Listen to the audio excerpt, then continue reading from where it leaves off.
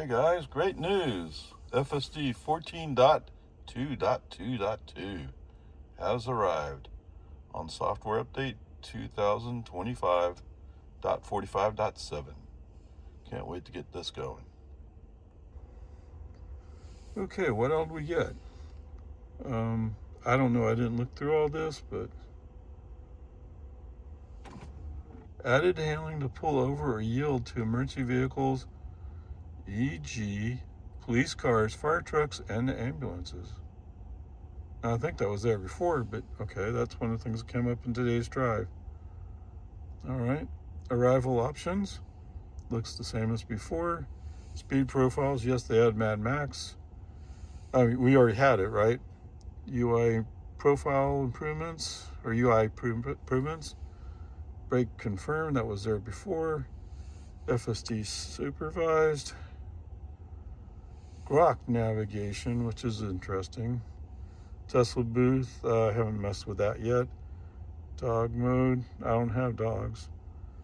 Dash cam, I can tell you that there's some kind of thing that comes up, but it doesn't carry forward in the videos that you export. Santa mode, and I played with Santa mode.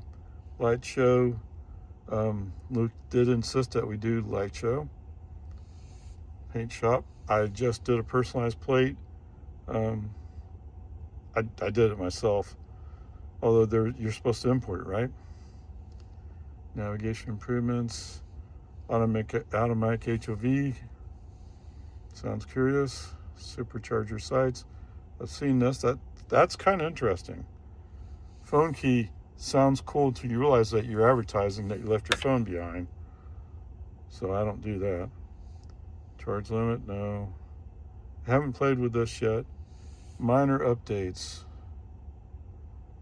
Okay, they did something with the control pad charging.